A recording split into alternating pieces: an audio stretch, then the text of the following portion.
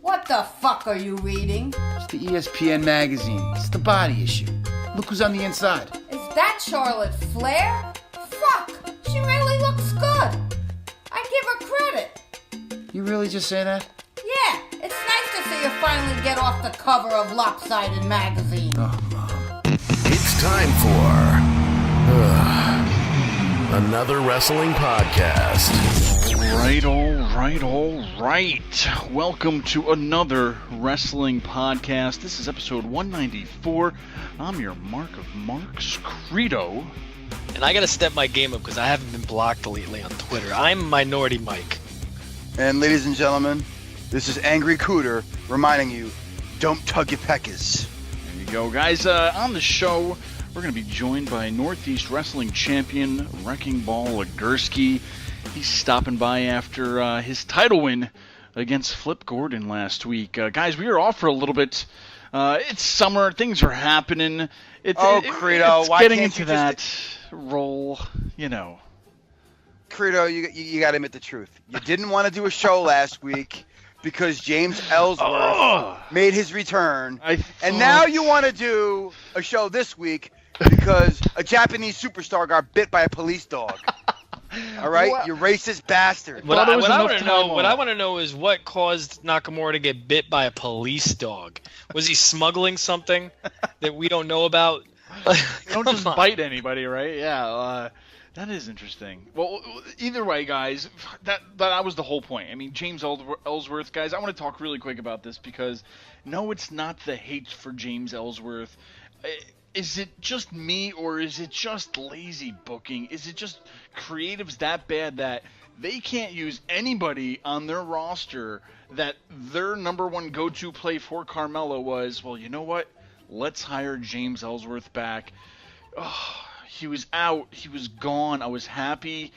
And he's back. Like, what? Why? You're telling me nobody else from NXT to SmackDown to Raw, they couldn't have moved around anybody to make a different kind of a story for her except for hire him back? What is going on with creative? I love it. I don't give a fuck what you say. James Ellsworth, to me, is fucking hilarious. He cuts these terrible, shitty promos that make me laugh. And what makes me laugh even harder is the fact that you fucking hate him so much. So I watch SmackDown because of James Ellsworth because you hate him. Nobody asked you, Cooter. How about you, Mike? What do you think? You know what? I mean, I know how much you don't like him, and I knew how much you hated him, but there is no other character that has a connection with Carmella. It just wouldn't look right. I mean, the only other people that had a connection with Carmella are on the unemployment line right now. I was going to say Big Cass. So James Ellsworth, as much as people hate it, he was the guy to go to bring him back. I don't know how long the contract is. I don't know if it's day-to-day. I don't know if he signed a one-year deal. But we're going to see where this goes. I mean, we all knew he was coming, so there was no shock value to it. But like I said, they have a connection. So, I mean, they're going to go with this again, and, you know, he could be gone next month. You never know. Yeah, well, I was just, to me, it was like hatred aside.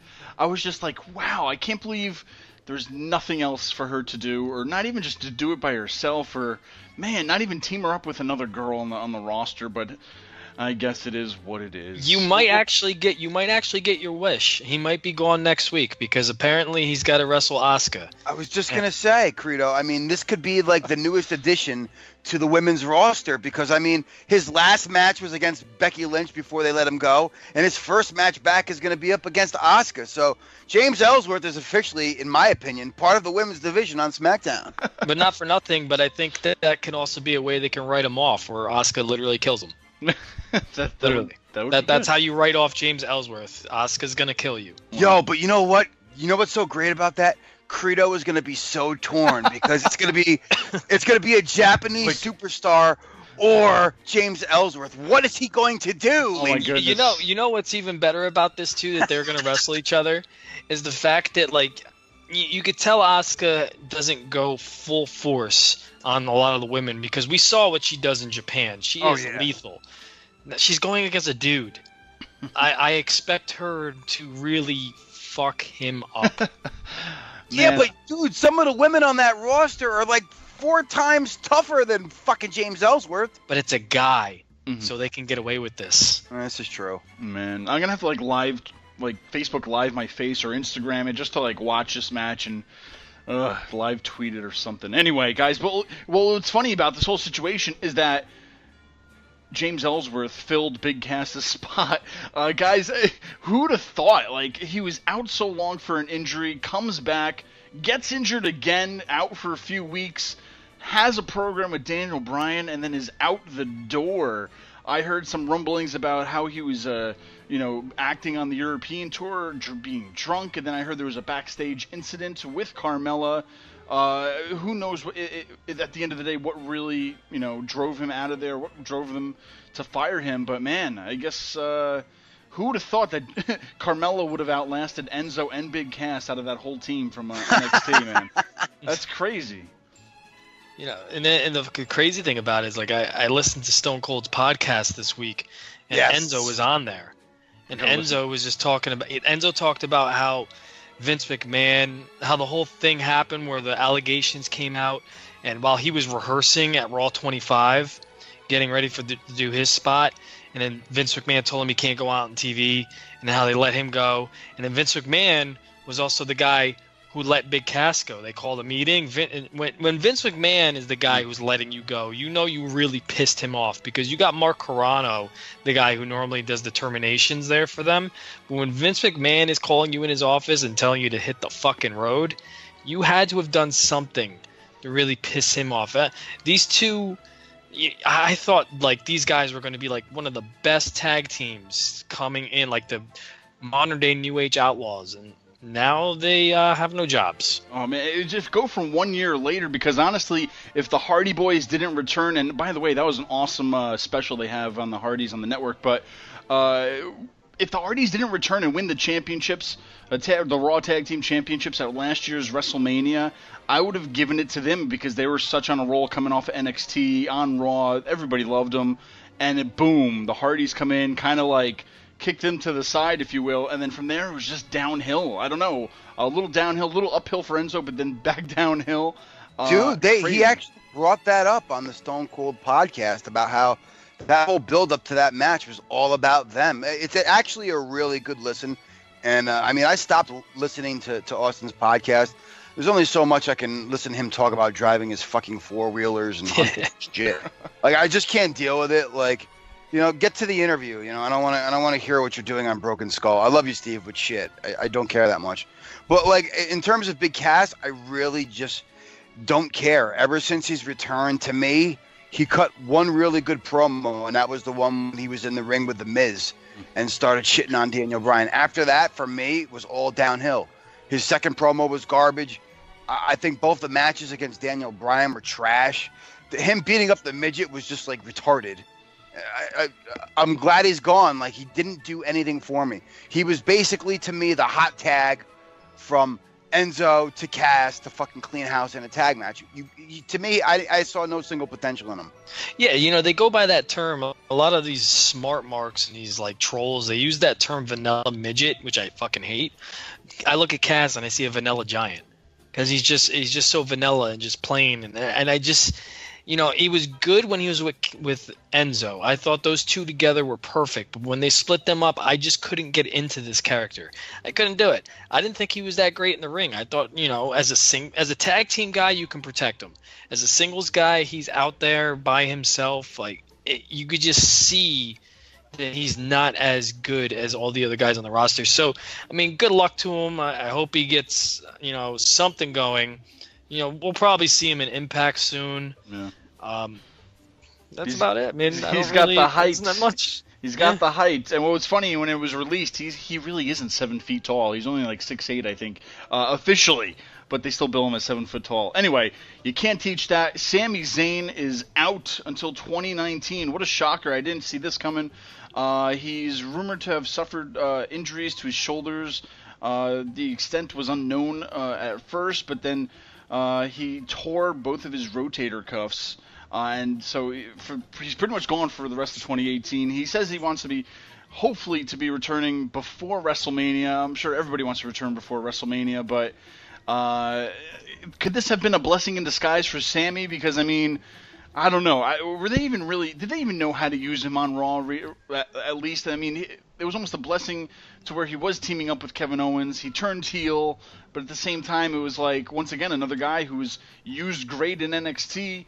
But then when he came up to the main roster, we didn't know what to do with him. It's crazy because you always hear some of the guys in some of these interviews talk about how much easier it is for them to work heel. And him as a heel, to me, was complete trash. He's just naturally better as a face, at least in my opinion. So I think this is that blessing in disguise, dude. I mean, him cutting those terrible promos in this Lashley program, I seriously just wanted to stick like needles in my ears because I just couldn't deal. I couldn't watch. I couldn't listen. I was literally turning the TV off. And it sucks. Him as a heel on SmackDown wasn't bad because he was working with Kevin a lot. It wasn't completely terrible. And he let Kevin do more of the talking. You know, he was more of like the little toady from like A Christmas Story. You know what I mean? He wasn't the bully. He was the toady, standing behind the big tough guy. And when they tried to separate them and put them in two separate programs, him working heel was just terrible because he had nobody to feed off of. Especially somebody like Bobby Lashley, who's not exactly the world's greatest fucking talker either. I could see Sammy reading the script after like the Lashley match, and he's like, "Fuck this shit." He fucking threw himself down a flight of stairs.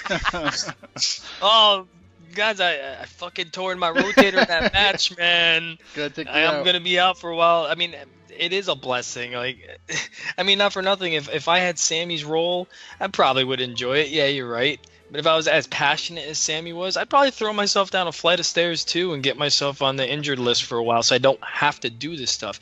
Because just say he's not injured and he has to continue like playing this character. You're going to see him in barbecue battle royals soon. You know, jobber battle royals, where I personally think he's better than that. And like Cooter says, he doesn't... I was digging the whole Sami Zayn and Kevin Owens thing for a while until they moved to Raw, and that's when they lost me. That's when a guy like Sami Zayn lost me. He is a natural underdog babyface. He was the guy who I thought would have been the next Daniel Bryan, who would have had that WrestleMania moment. They're gonna have to. I mean, it's good he's going to be off TV for a very long time. They're going to keep him off TV, but when he comes back, I just hope they build him up as like this underdog hero coming out of nowhere, like Daniel Bryan. No, for sure. Yeah, no, like I said, hopefully time away from TV will help give him something better at the end of the day. But guys, did you see this coming out of anything that happened this week on TV? The Bayley heel turn. Now, granted, she's going to have to lose the ponytail, get new entrance music, and lose those inflatable buddies to complete the ensemble of being a heel. But is this the right move? I mean, is this going to help Bayley in the end? Or, I mean, could it have been reversed? I mean, to me, honestly, Sasha looks like the better heel. I think she works better as a heel. But just taking Bayley and just completely just going... I don't know, heelish. She's heel. Are you fucking crazy, Credo? This is the best thing that you could be doing for Bayley's career.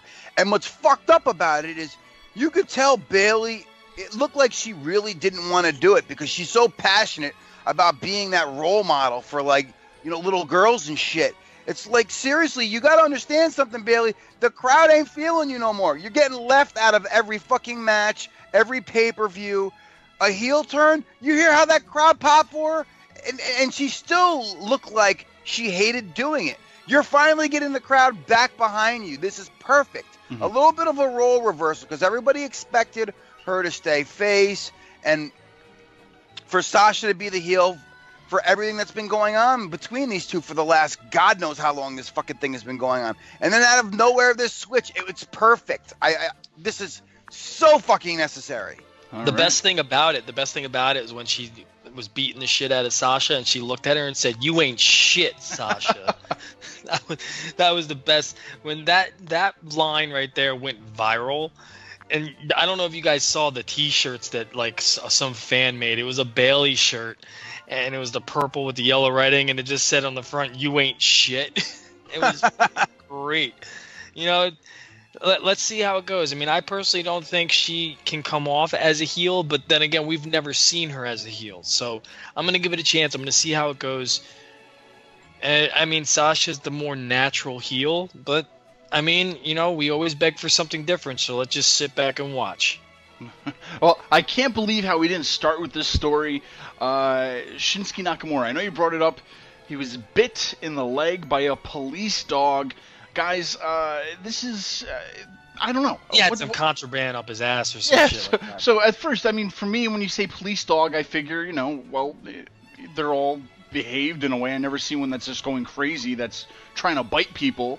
So yeah, like, was he trying to pet him? Was he just walking by? Did the dog just get loose and start running in the hallway and just lunged at him? Like, what's the actual story of how he got bit? But the police have reacted by taking the blame for the incident, not realizing how much trouble this has actually really caused, because I think Shinsuke missed 2 title opportunities in a week with this whole leg incident. So will the WWE sue the dog? Will they sue them for whatever injury he has? Who knows? Maybe he just got time to put him down. No, you don't understand, ladies and gentlemen. We were talking about this prior to taping this, and Credo was like, "Oh, Nakamura, he's Asian. They're small. Dog probably thought he was a fucking chew toy." I said, "You racist bastard. Fake news. Fucking guy, bro. Unbelievable." Don't believe everything you hear, ladies and gentlemen. It's not true.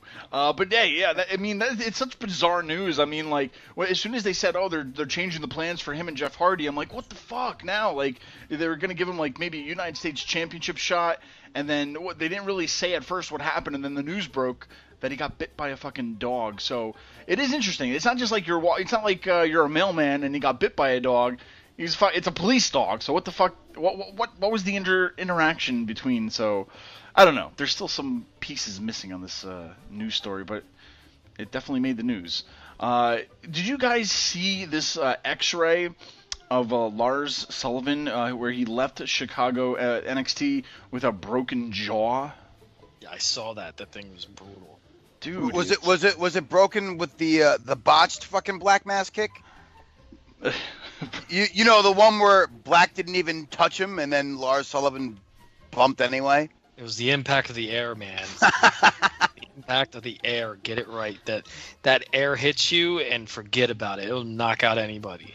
Oof, it's just a nasty X-ray. I mean, it looks like it's from his tooth all the way straight down. That's fucking crazy. They need to give him like a fucking mask. The match that happened, but if that happened early on in the match and he just wrestled that entire match, even wrestling the match with something like that, man, that shows the strength of that guy. That definitely happened on the last kick when he was on his knees. That had to have, because that thing. I mean, and I know they do the whole slapping of the leg thing, but that thing looked like he really got him.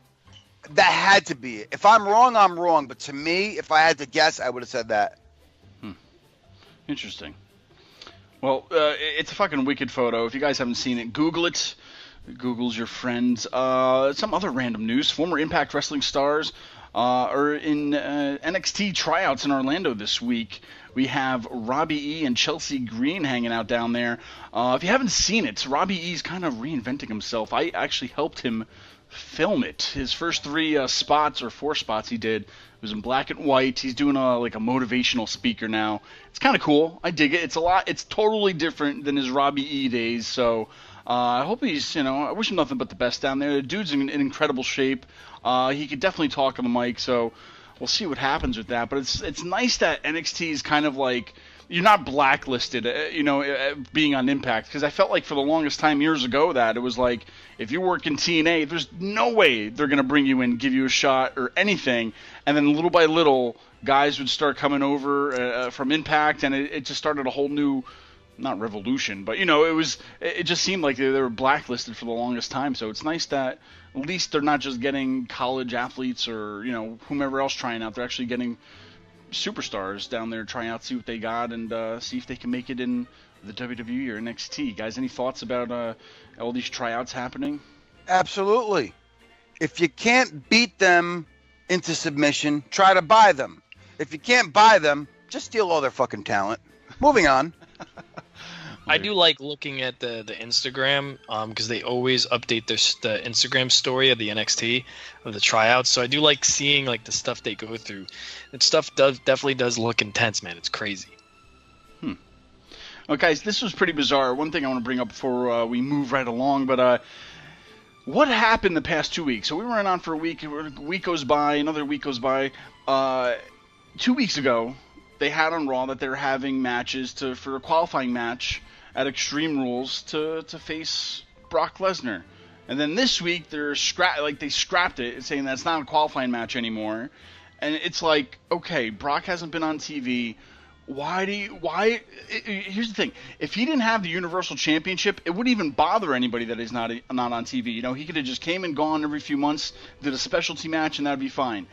But it's that he's the champion of the main champion of your main show, and he's not fucking around. That's what's going crazy. And it's like, they're not booking him on the shows. Is his contract ending? Is he moving on? Are they just trying to find a way out? Or do they just not have anybody to face him? Because at the end of the day, if they wanted to move this belt, they would have moved it off him at WrestleMania or the Greatest Royal Rumble and put it on Roman Reigns. But they didn't do that. They I don't know, were they having second thoughts, second guesses, whatever. But now we're here. Guys, what do you think about this? Because it's like, it's almost they don't know what to do with their own show, booking it. 1 week to the next, it's totally different. Who the hell knows?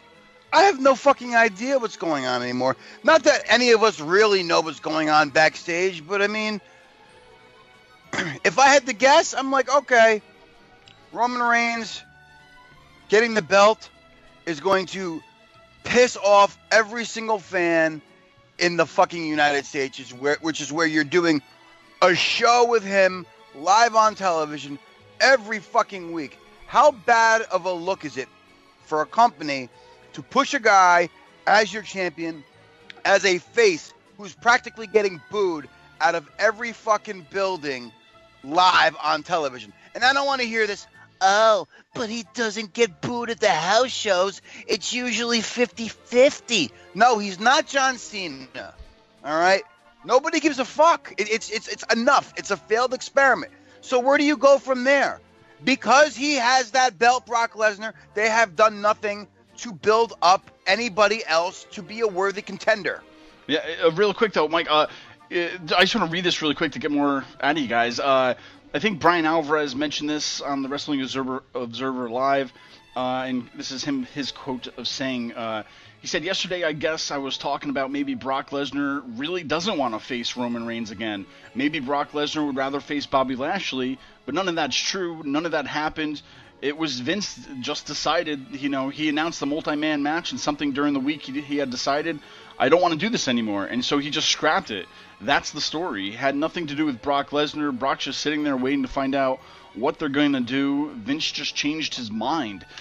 Are we at the point where senile Vince is just running the show? Because, you know, I hear at points that he forgets who people are or forgets what's going on or whatnot. But it sounds like a Vince aging thing to where he loved it 1 week and now this week he just doesn't want to do it anymore. Or, you know, some reports are saying that Brock, you know, kind of like wants to not pick his opponent, but is he really sick of just fighting Roman Reigns? Is he just saying no to that whole situation? It's bizarre, but I don't know. Is it Brock or is it Vince? I think it's a mixture of both. Wouldn't you think, Mike? Yeah, I mean, I don't know what's going on with that. I mean, it was just I just found it really strange how they were really hyping this Fatal 5-Way or whatever the hell they were doing at Extreme Rules, and then the next week it was just like, oh yeah, it's not happening. And they came up with some excuse that Paul Heyman called it off or something. I don't know. But it just mind boggles me that they would go with something and then they would just switch it, especially being a main event program. It has to be, I mean, if this isn't kayfabe and we're breaking that wall right now, I think it has to be more of Brock, because we really don't know how many more appearances he has on his contract. We don't. I mean, it could be 1, it could be 5. Like, we really don't know. We just go off of what we read on the dirt sheets. I mean, who knows? His last appearance could be SummerSlam, and they're trying to really make his last appearance that night. I don't know if they had cold feet going with Seth Rollins as the guy to face Brock, because we all know those are the alleged rumors going around that Seth Rollins was going to be that guy. Maybe Vince was just like, oh, he's too small. Throw in Roman, the big dog. And that. Or like, maybe a Braun Strowman's going to cash in at SummerSlam. Maybe that's what they're looking for or waiting for. I don't know. I just find it really odd that they would go with something then just completely throw the monkey wrench in there. Yeah, a lot of people were complaining too. They're like, "Am I watching a repeat of last week's Raw?" Because it was literally the same exact setup as what they did the previous week, and everybody, it was just so bizarre that they would just scrap it just like that. I mean, like, you think if you had this plan, you knew what you were doing, and within 1 week's time, something had to happen. It's just bizarre. And I'll say it again, without Raw having a main championship, it's kind of hurting the show because you have a lot of guys that are just fighting for nothing. They're not fighting for anything, and it's like a lot of companies out there who don't have championships, which you know which ones they are, but it's like they're not. What are these guys fighting for at the end of the day? You're such a dick. Good or no? I'm gonna say it. Your Twitch title is awesome, Tommy. Fuck yeah! The Twitch title, House of Hardcore, coming to something smaller than a bingo hall near you. It's when you don't have this main championship on Raw. Like, granted, yes, the IC title is in the spotlight and whatnot, but not everybody's fighting for it. And you guys, you have like these guys running around doing what kind of matches? How many times you're gonna have a fucking number one contender match? I'm sick of number one contender matches. They just need a fucking main championship on the show. Or fine, you don't want it anymore. Get rid of the Universal Championship. Have AJ Styles go from show to show and do something. But it's like, I'm telling you, man, without Raw, no main championship, it's hurting. Guys, they have nothing to do. This is breaking news live on the show right now, guys. This just in. Brock's next title defense is going to be on the premiere of SmackDown on Fox. Shut up. That's sarcasm, dude. It's 2019. I was gonna say, what the fuck, asshole. You actually believed me for a second? Well, because I didn't know I was waiting for a punchline. It just wasn't funny. Anyway, 2019. Okay, good job, Mike. Cool story, bro. Right? Thank you. Well, at least you actually were gullible for a minute. That's all that matters. I'm drunk, motherfucker. It's not funny because drunk. you actually believed it. Yeah, whatever. Anyway, here's a dumb question for you. I mean, Brock's obviously about his money. He's about the business, the money aspect of the business, not the actual wrestling part, because he's not there. But again, how many times can you expect him to get booed in a building, not because he sucks, but because of who he's in the ring with? Yeah.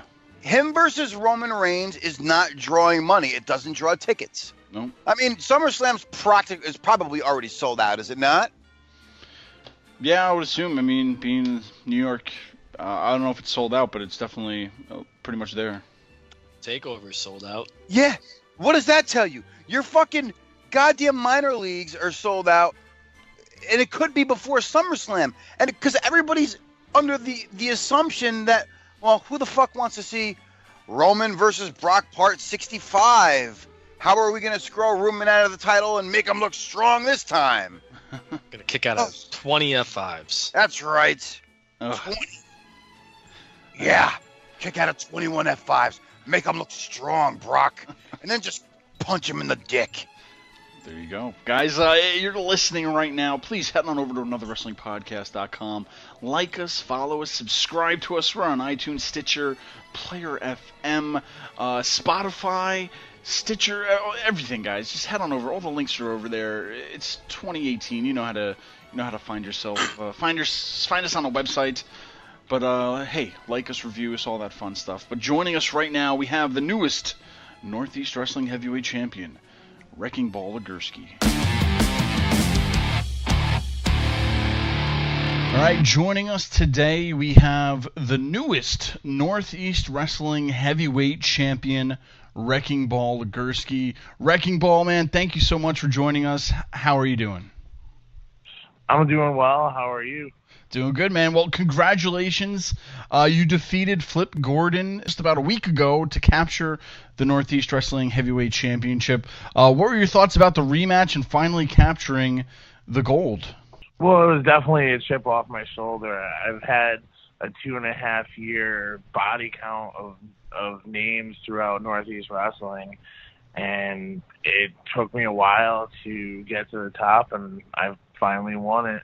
It was a very exciting experience. The the arena was electric, and more so than anything, getting this title is definitely going to help put more eyes on me. No, for sure. Yeah, I mean, this was your rematch too, because if we go back, there was kind of a little misinterpretation from your manager that messed up the first match of your heavyweight championship shot. But you got the rematch, you won the championship. You're on top of the mountain right now, and we have a loaded summer coming up with Wrestling Under the Stars for Northeast Wrestling and a lot of other shows happening. You have a lot of people that want that championship, Wrecking Ball. So, I don't know. What are some of your thoughts maybe on any of the challengers you may face in the coming weeks and months that are going to be coming for you now that, you got the championship? The path of destruction is going to continue. I'm going to decimate everyone one by one. And there's a lot of, it seems like a lot of matches where I get to embarrass people in front of their friends and family and hometown. I mean, the first time starts July 7th at the NEW Arena in Bethany. I get to embarrass Chris Battle in front of his friends, family, his wife, and all the way down to August 4th in Wappingers Falls. I get to embarrass Hale Collins in front of everyone. You're a marked man, if you will, but I don't think you'll have that much of a problem because, like you said, the past few years you pretty much taken out everybody. Now that you have the championship, I mean, I would assume that it's only going to fuel more fire into you to just keep knocking them down. With that loaded card, though, with the loaded shows coming up this summer, I encourage everybody to head over to northeastwrestling.com, get your tickets for what's happening. But if we could just rewind just a little bit, because I know that you're the champion now, but take us back. How did you get started in this world of pro wrestling? Who did you train with? What set you on the path to become this monster in pro wrestling? I started training once I finished college football. I played at Southern Connecticut State University, which is a Division II school, but a good football program who's had multiple NFL players throughout the years. Once I finished football,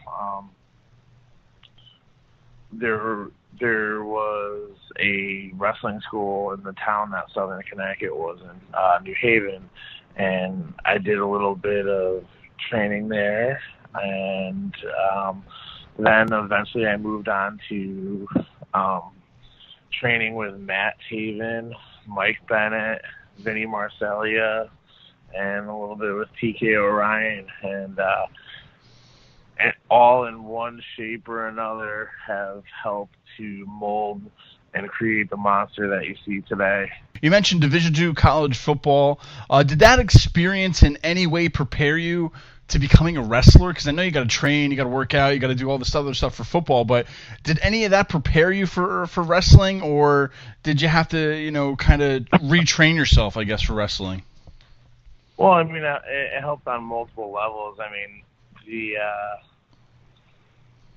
biggest thing I brought over is my intensity and aggressiveness. I brought that from the football field to the wrestling mat. The only difference is in the wrestling ring, I could punch, kick, stomp, headbutt, and throw people over my head like a rag doll, where I can't do that on the football field. And definitely the training mentally prepared me. Obviously, it's not the same type of training, but they're both physically and mentally demanding, and it also helped me to overcome adversity. I had a couple of injuries, which kind of hindered my career at Southern, but every time I was injured, I always had to fight to get my spot back. Nothing was ever handed to me. So it definitely was a great learning experience, and how to keep going on and go through different obstacles. No, for sure. Now, with Division II college football, you said that with the injuries, do any of those kind of come back today in wrestling? I mean, does anything, however you injured yourself then, does it kind of, I don't know, with pro wrestling, does it still, I don't know, make its way back out, if you will? Are you scared of maybe not scared, but of re-injuring those old injuries? No, none of it manifests. I've had a couple broken bones in my feet. I have screws in my feet now, but everything's fine. Everything works the way it should work. There's nothing that I favor because of the injuries, and that's honestly not a concern of mine. Sure.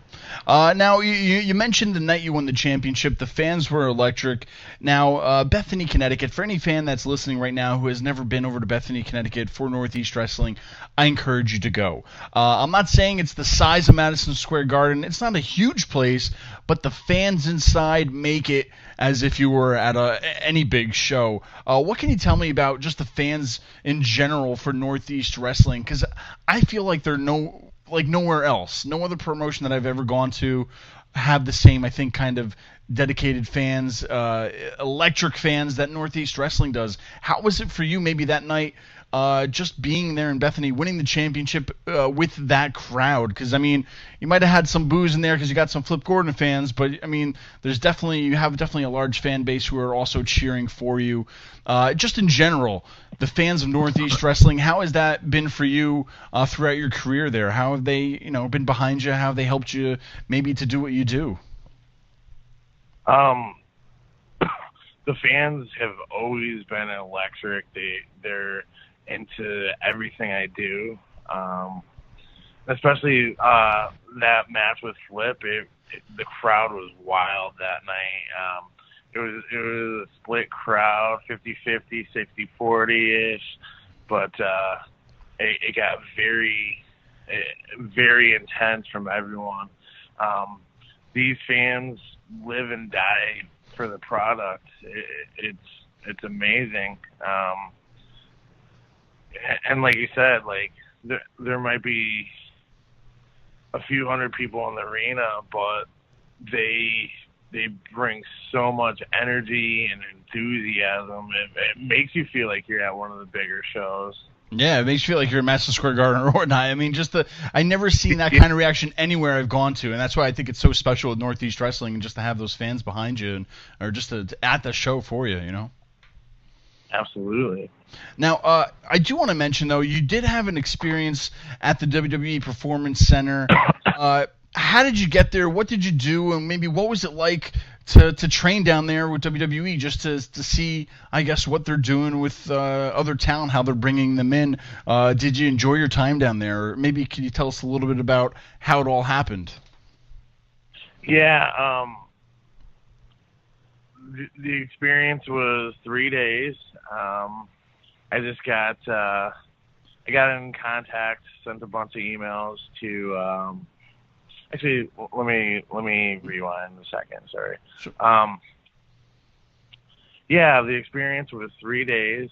I got into contact with the head of talent relations, and I sent in film and pictures and kind of a resume.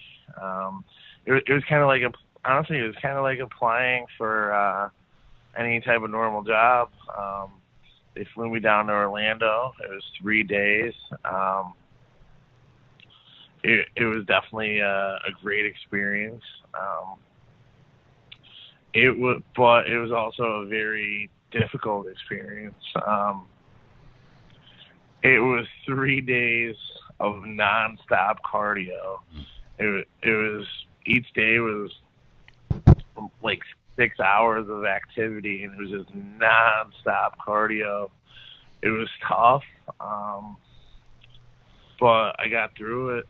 No, for sure. I couldn't imagine just going down there nonstop, just cardio too. I know I understand they need to keep you limber and keep you just ready to go at all times. But man, to show sometimes what you got after 6 hours of cardio, it's probably got to take a lot out of you. But how do you feel too? I mean, just lastly, with the whole Performance Center, I know they opened up a website now. It's where you can apply to go there. But just everybody, you're the king. You're the king of the mountain right now. You're the Northeast Wrestling Champion. WWE is what everybody likes to call like the top of the mountain, if you will. Everybody wants to get to the WWE. And a long time ago, it used to be very hard to get to that route. But recently, I would say in the last few years, it seems to where it's a lot easier for guys like you or anybody, and just independent wrestlers, to where the eyes are on you. The spotlight is on you. They can see you anywhere. If they like you, they're going to bring you in, kind of a thing, to where it almost seemed like that was impossible a few years ago. But for you, just as a wrestler, how does it feel that knowing that, especially in the day and age of the internet streaming stuff, YouTube, and all that other stuff, to where everybody can see you wrestle, everybody can see you work, especially with Northeast Wrestling, northeastwrestling.pivotshare.com. You can stream all the shows on there. Just knowing that anybody in the world can watch you right now, and hey, man, for just you or anybody else, if they like you, they're going to call you. And how does that feel, though, as just maybe an independent wrestler, knowing that it's so, not that it's easy, but so much easier than it's ever been, to where if that's the place you want to end up, it's almost as if it's a lot easier now. Does that kind of maybe not motivate you, but I mean, as a wrestler, but just knowing that anything, any place, anytime, somebody could call you and just say, hey, we saw you here, we want to bring you in, kind of a thing. Does that kind of put maybe more pressure on you, or is it just nice knowing that it's maybe easier for the WWE and the mountaintop, if you will, to see you? No, I mean, it's great knowing that there's a lot of visibility and a lot of opportunities. And I think that beating Flip Gordon for the Northeast Wrestling Heavyweight title definitely puts even more visibility on me. It definitely, because Flip has a ton of buzz on him from all the stuff he's been doing with Ring of Honor and New Japan, and defeating him helps put some of that buzz back onto me, Oh, for sure. Northeast Wrestling, for anybody that's listening right now, because I know we're downloaded all over the country, all overseas, for anybody that's listening to us for the first time, that's hearing about Wrecking Ball Legursky for the first time, what could you tell them? Why not to miss a show? Why to catch you guys on Pivot Share? Check out northeastwrestling.com. If they haven't seen a match and they're going to it this summer, what can they expect from the Wrecking Ball?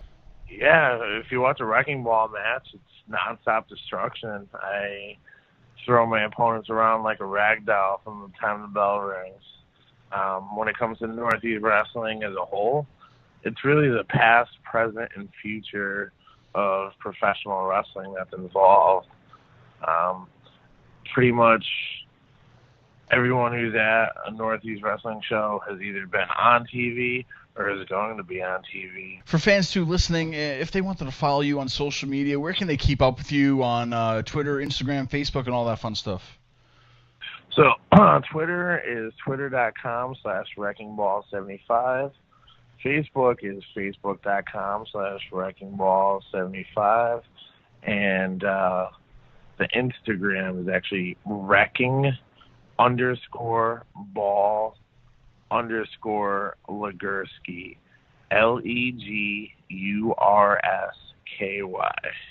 Awesome, man. Well, Wrecking Ball, you're probably one of the greatest big men in the game right now. You remind me of almost like a Bam Bam Bigelow meets something else. I can't think of it. Does anybody ever compare you to, like, hey, man, you remind me of so-and-so? To me, it's almost like a Bam Bam Bigelow mix versus with something else, and I can't picture it right now. But do you ever get a comparison to who kind of you people remind you of?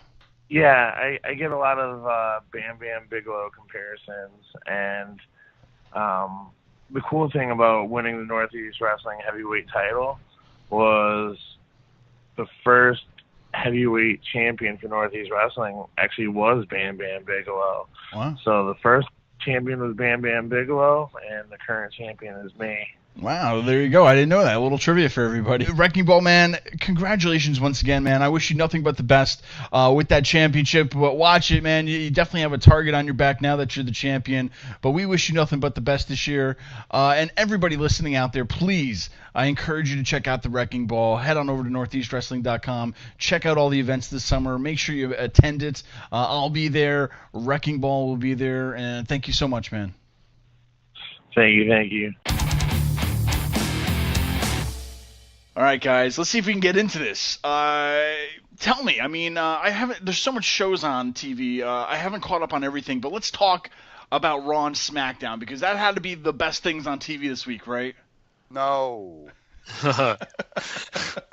Sarcasm much? No, guys? Yeah. You know what's funny, though?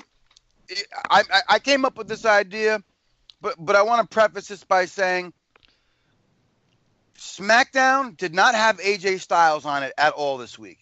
Charlotte was not on SmackDown this week. They were in Australia. Oh, okay. That's what I wanted to ask. And for all those guys, those are your top draws for that show. SmackDown wasn't completely terrible. Raw was not completely terrible. There were some highlights on Raw. I mean, granted, it was a rematch from last week. Seth Rollins, Dolph Ziggler, fucking awesome match. The tag match with Braun and Kevin Owens versus Balor and fucking Corbin, awesome. The rest of it I could have done without. The Bayley heel turn, great. But I mean, what we got on the network this week, 4 shows worth of just amazing shit that buried everything we saw on Raw and SmackDown. No, the network just it's definitely worth the $9.99. I mean, that UK tournament, a lot of people sleep on it because there aren't really as many big names in it. But if you just sit back and watch this tournament, there's a lot of good wrestling and there's a lot of good storytelling. And Cooter, I love a match that has a lot of storytelling in the match. Keeps me engaged, keeps me interested. There's a lot of matches, and the guy who won, I believe his name is Zach Gibson. I wasn't really too familiar with him. Liverpool's finest, baby. Yeah, but I learned that he is Liverpool's number one, if you know what I mean. I mean, and I say that sarcastically because of the fact that every time he came out, I mean, he had that Tommaso Ciampa heat. Yes. And I loved it. I thought it was great, and I thought that was the right pick to win that tournament. And I just thought that card from up and down was just great. And then the next day, the NXT, I mean, that was their takeover, I guess, their takeover London. And it was because that was an NXT show the following night. And I thought that was great, too. And then the following night on Wednesday, another NXT show, which I thought that was amazing. And you can't even really sleep on 205 Live either. Granted, it wasn't the best show that they've had, say, even in the last month. But you got 2 solid matches out of there, and the Lio Rush debut, which, he's always just so fun to watch. But getting back to that fucking tournament, I like the fact that we had all different guys in this tournament as opposed to last year. And I kind of hope they do the same thing later on when they do was it the Mae Young tournament? They're going to do another one of those. I hope we get a whole completely different set of women for that tournament as well. It was nice that the next day on the NXT UK pay-per-view there, or whatever the fuck you want to call it, they kind of brought back some of the guys from last year with your Mark Andrews, and we got to see the return of Noam Dar. Mike, did they say if Jack Gallagher is going to be leaving 205 Live? Because he was on 205 Live. I know he was on it the next night, but he's also looking like he's going to be on that UK roster, as is Noam Dar, who's obviously going back over there. So, I mean, it leaves it open for a lot of kind of cool crossovers. Well, yeah. Well, what do you guys think to where the UK NXT show? I mean, it's been a year in the making. They announced it last January that the UK was going to have their own show. Nothing really happened forever, and it kind of was like put on the back burner. Maybe they just didn't really know how they were going to do the show. But now, do you guys think having a NXT in another not a dual brand, but like it's a second division of NXT to where it's just UK, where you have a UK NXT champion, or you're gonna have a UK women's champion, UK tag team champions. Do you think the UK crowd is gonna get behind this show and to make it as successful as just regular NXT? I know there's a lot of options to definitely cross promote these or have just one big pay-per-view with UK matches and NXT matches. I don't know. Is this the right way of doing it, you think, or the best way to make it an NXT brand? If I had to guess, I would say this. There's two reasons why it's better. You're not gonna. They got some amazing talent over there, and you would have to pay these guys a pretty decent amount of money to pretty much relocate across the world to come to Florida. That sucks for them and it sucks for you, because I don't know what they would have to pay. Yeah. It's just a pain in the ass. They're going to start working with a lot of Progress. Like They're Progress, definitely going to work with Progress, with ICW out there. They're definitely going to work with a lot of those promotions, a lot of cross-promotion stuff. And I think the reason why it was on the back burner for so long was basically because they didn't have a large enough roster.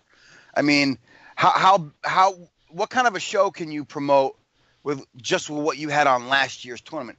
Granted, you had a lot of talent on last year's, but you added in talent from this year, and now you got not a huge roster, but it looked like you added some women to the mix. Oh baby, Toni Storm, my new favorite lady in all of wrestling, the most gorgeous creature on God's green earth, and the most talented. That girl is the total fucking package. Do you see how she sells? She's practically crying in the ring from pain, selling. Not like Charlotte after her fucking matches because she lost. Boo-hoo fucking hoo-hoo-hoo. That's how you sell. Toni Storm, goddammit, this is guy. my new I got a question for you, Credo. Yo. How did you feel about the fact that the North American title is defended in the UK?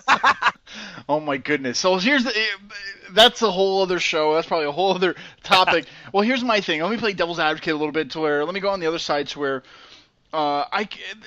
we've talked about it many times of how much wrestling there is in a week just for American fans. For me, the UK shows, now hear me out, to where all these guys, nothing's drawing me in because I'm not familiar with them. And hear me out, to where I'm not going to tune into the UK show because I don't watch these guys all the time. They don't have star power or like a star name for me to watch it because if I'm watching Daniel Bryan's on one show or whomever else is on the UK show, I'm going to watch a Daniel Bryan just because I'm more familiar with him and whatnot. Do you think, and this is my question, do you think that they're going to have to do something with this UK NXT show to draw the casual viewers who aren't familiar with the UK to put a famous name on there, whether they're not UK or whatever, the North American Championship, have Adam Cole go over there to defend it. But to me, I'm not going to tune into this basically because I'm not familiar with them. I'm not drawn to it. If you're going to put me in a lineup of all these shows happening in the week, I'm going to watch these shows. I'm not watching this show because there's just too many fucking guys to get into, and I'm not into the show yet. I'm not into who these guys are because I'm just not familiar with their wrestling. I'm not saying they're horrible or bad. It's just different countries, right? So do you think they're going to have to do something to get those other kind of viewers to watch this show? Just name power or star power? I think they're fine. I mean, NXT, they have their regular fan base, that hardcore fan base. I mean, they don't have the grasp on the casual fans, and that's okay.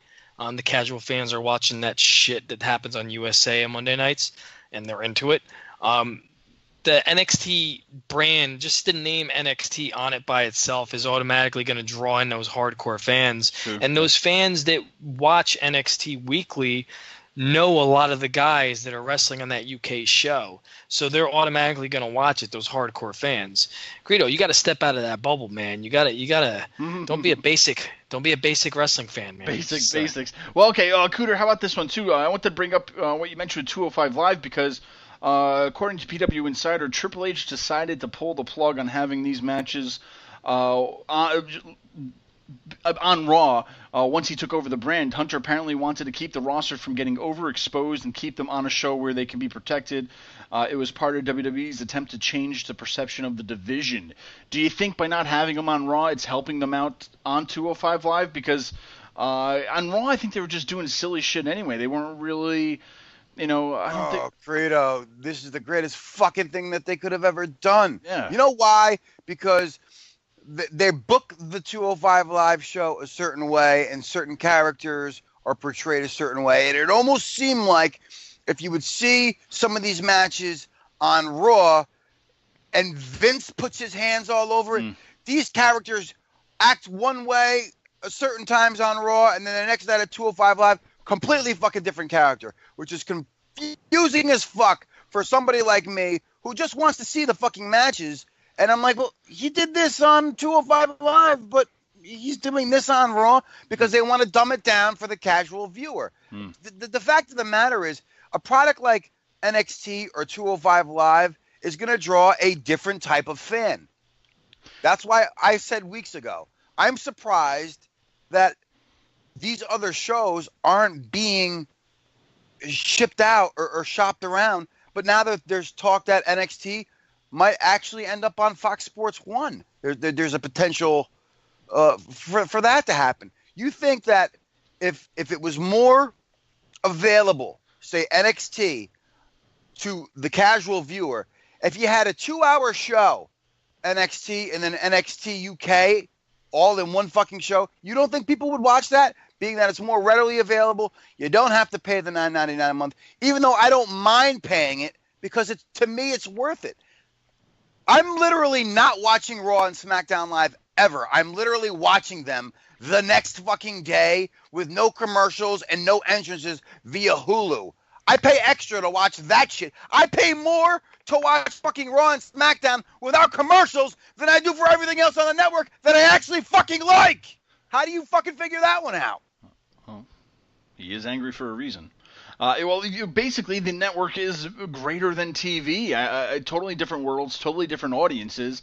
I'm still hoping that Vince kind of makes his way out this year to focus on the XFL, giving Triple H more power. Because, man, if you think about how good NXT is, how great 205 Live is becoming, could you just imagine if Vince is like, okay, Triple H, here's Raw, here's SmackDown, do what you did for NXT kind of a thing? I can't even fathom what it could be. It's like we're gonna be completely mind blown. I think of just the creative differences, the creative power that's gonna happen, and I hope that happens sooner than later. But you guys are right.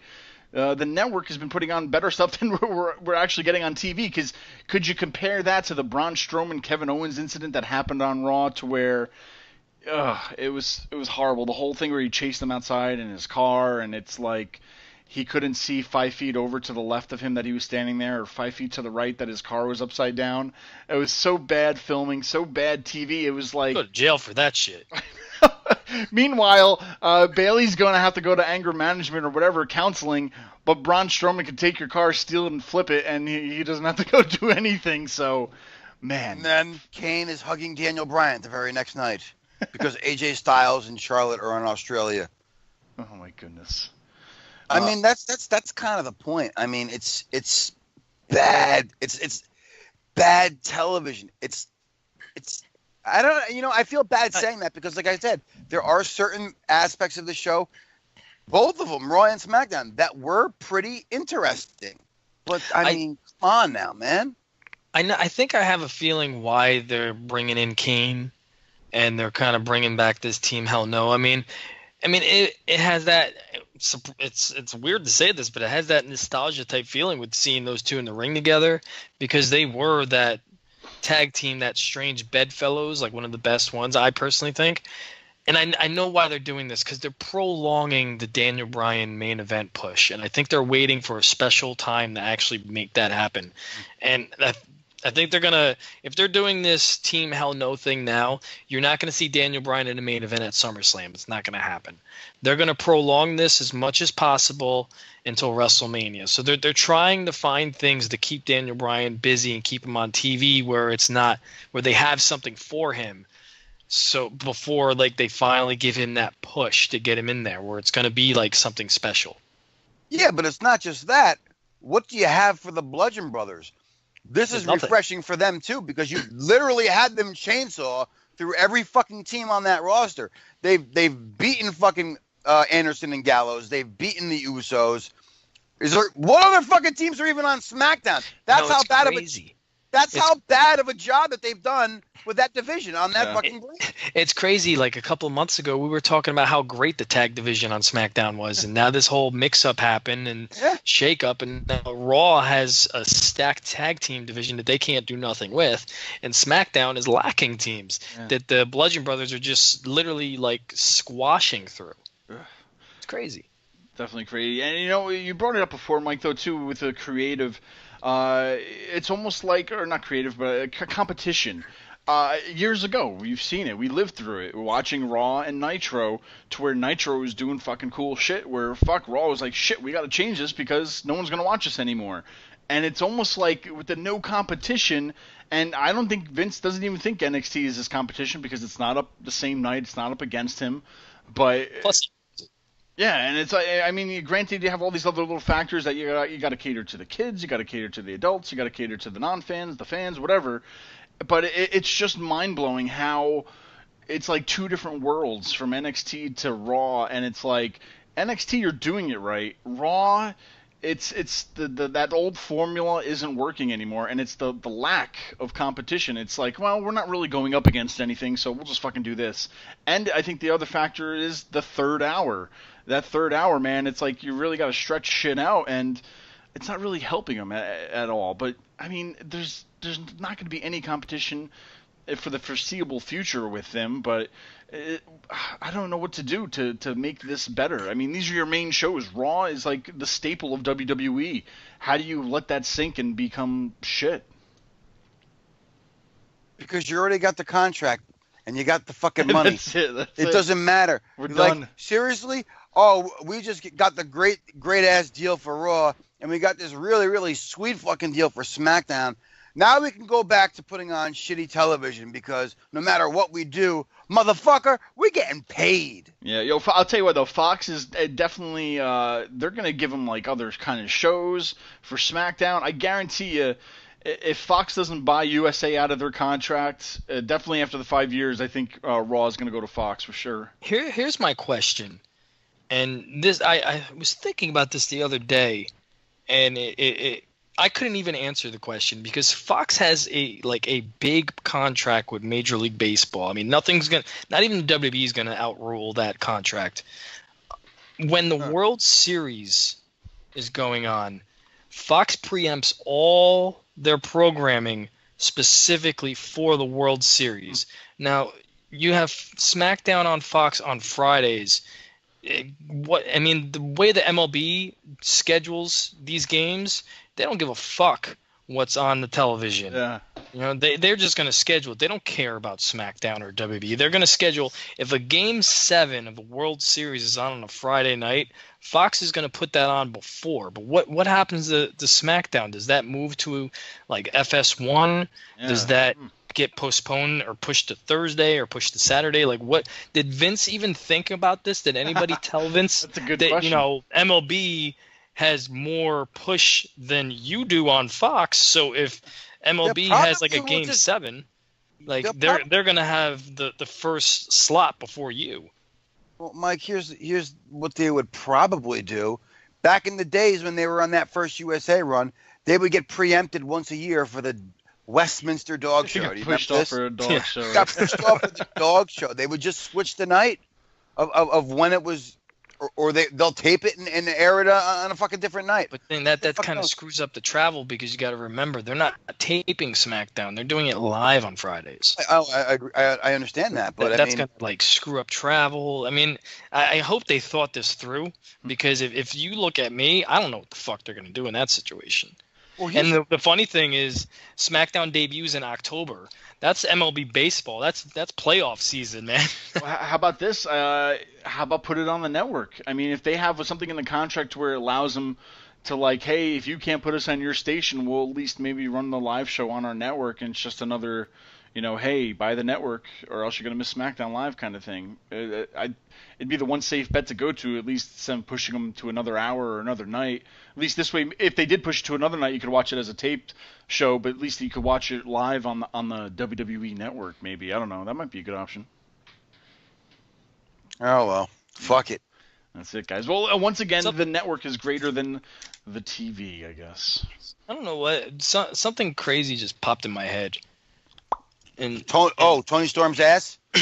That shit's a no, fucking what beautiful if you ass. did like a, I don't know, like I'm talking about shakeups and like something. Literally, as we were recording, I'm just gonna say because I think of like the most stupidest shit. So what if you took a character and just shook him up, like you had a shakeup, right? This is never gonna happen. This is like a reality. It's not gonna happen. So what if I was watching Narcos the other night, right? And then something just popped in my head. What if No Way Jose had a heel turn? And he became like a Colombian drug lord. Right? And all the guys following him are all like on coke or high on something, and they're just following him. And then what if what if you really like he was true to this fucking gimmick, and he got busted in Miami for coke charges? No wonder why that conga line never seems to fucking end. Everyone's on coke. He really like fucking killed people on TV. Like you fuck with him. I don't know what I think about this shit. Tony Montana. Take a character, like a character that isn't doing anything, and you just kind of think of stupid shit. And I just thought of No Way Jose as a Colombian drug lord. Bro, he's in a fantastic program with Mojo Rawley. He's going places, in Colombia bro. right now. He's got the cocoa leaves brewing right now, making that coke. He's Sosa distributing standing it. behind him saying, He's "Don't ever try to fuck me, Jose." He's got it smuggled in the tires of the WB fucking jet. I mean, he's washing his money through a small little bodega in the Bronx. No way. Cocaine. No way. Cocaine. No way. Cocaine. Oh my goodness. We can do a whole episode on that. O'Reilly, you know that motherfucker's been dipping once or twice. I don't get high. I stay high. Look, another segue for Mojo Rawley to change up the gimmick. Guys, I love it. Gimmick change-ups. I think we should have a whole show about just gimmick change-ups. But if you stay tuned for this, stay tuned for more. AnotherWrestlingPodcast.com. Like us, follow, subscribe to us. Cooter, what's your Twitter? Because you have Twitter out there. People tweet and they see these things. Is it at Angry Cooter? Let me see. I don't use Twitter because Twitter to me, for all you fuckboys out there, is like the scum of the earth. And now I hate Twitter. I hate Twitter. Not only that, because now you get put in these fucking tweet threads from people, and you don't even want them to fucking put you in there. So I get tagged in shit from random fuckboys who I don't even want to talk to, and it's not of anything interesting. There you go. Don't tag Angry Cooter. At Angry tag Cooter. In shit. At Angry Cooter. Tagging your mom from behind. Raw dog. No fucking condom. Once again, everybody, do not tag at Angry Cooter in any mentions or anything like that. Once again, at Angry Cooter, do not tag him, because if you tag him, he's gonna be angry. There you go. At Angry Cooter, don't All right, tag you guys him. want to try something real quick? Because Mike, you had this idea where you're tired of me talking about this bullshit mixtape. What makes Cooter so important? What does he have to tell us what matches were great? We watch the shows. We know what's going on. Shut up, Cooter. Stop talking. So he came up with this idea. Ladies and gentlemen, maybe just pick this fucking top 5 list. So we'll call it the Angry 5. 5 guys and that I'm going to put on this list. I will say this. This has to be better than the SmackDown top 10. Oh, that kind of goes without saying. Okay. So you said pick 5 guys, but not something stupid like, oh, Toni Storm because she has that fantastic ass.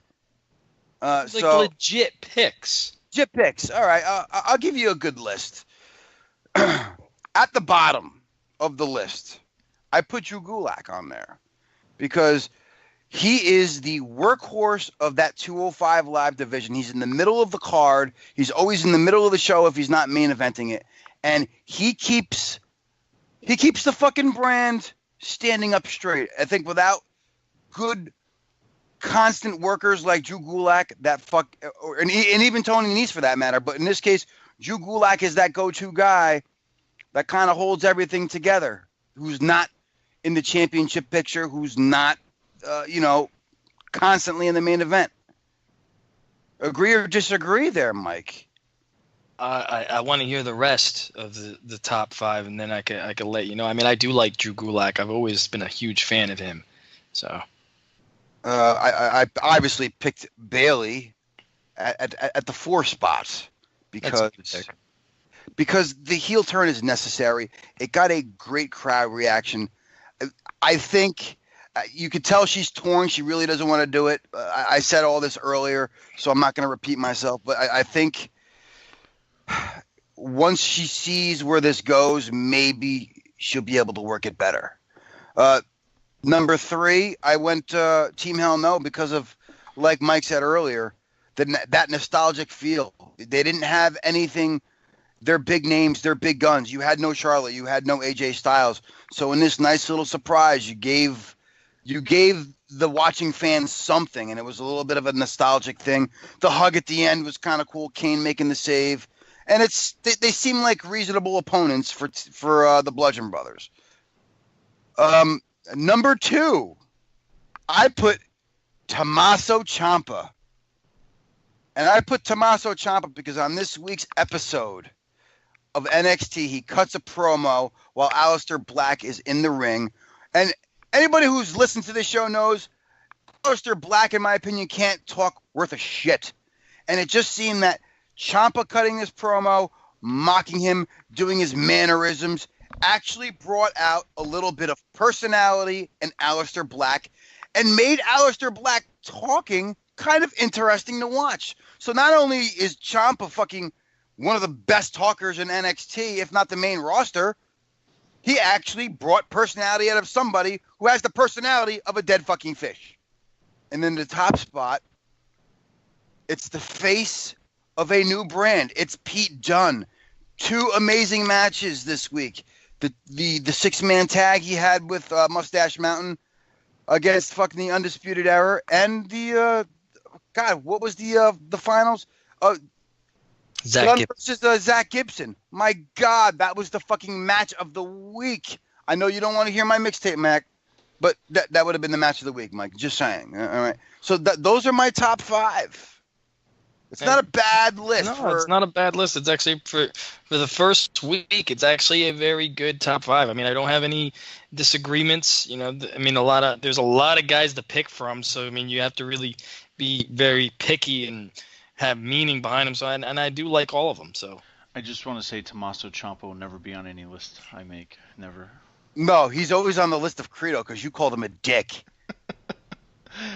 Never. I like it though. The Angry List, the AK list, Angry Cooters list, top 5. Well, what do you think about this? What did you think of the assets that I put on said list there, Credo? I love it. It's definitely a worthy list. Definitely all names of recognition for the week, except for Tommaso. But I think they were all great. It was a great list. No. Really hate Tommaso and Johnny Gargano, don't you? No, dude. Johnny Gargano is one of the guys who you look at, you just hate.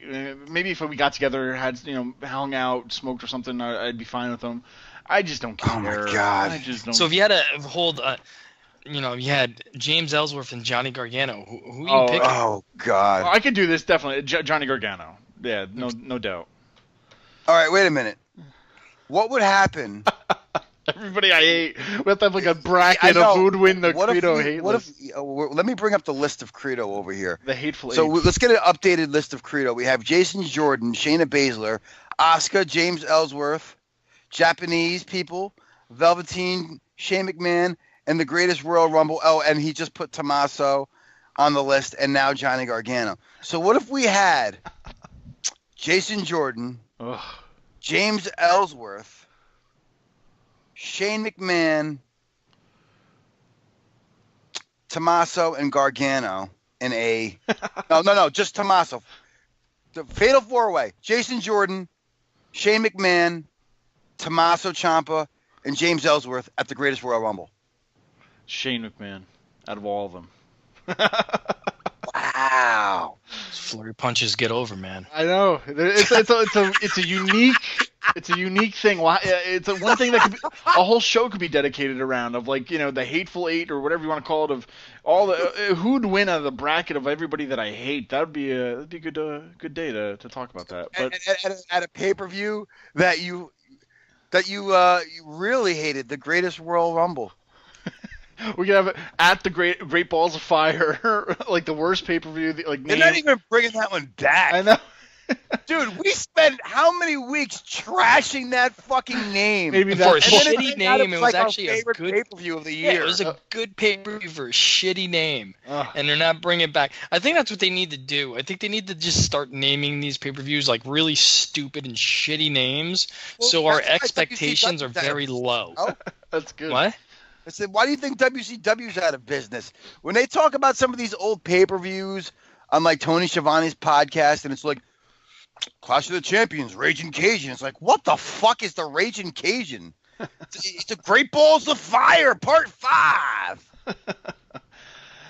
Oh, man. I love it.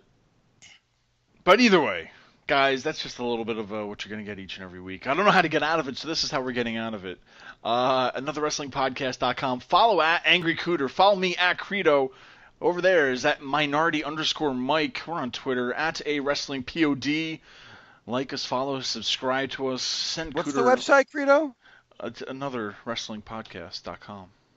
Not to be confused with don'ttugyourpeckers.com, bitches. And don't mention at Angry Cooter and Oh, go anything. fuck No yourself. threads. Direct Don't Oh do my it. God. You know what, Credo? Cut that part out. Oh, it's a keeper. It's a keeper. The measuring stick just changed around here, buddy. You're looking at best there is, the best there was, and the best there ever will be. They think they got the answers. I change the question. The cream of the crop. Nobody does it better. These are the best in the world, brother. These are the best at what they do.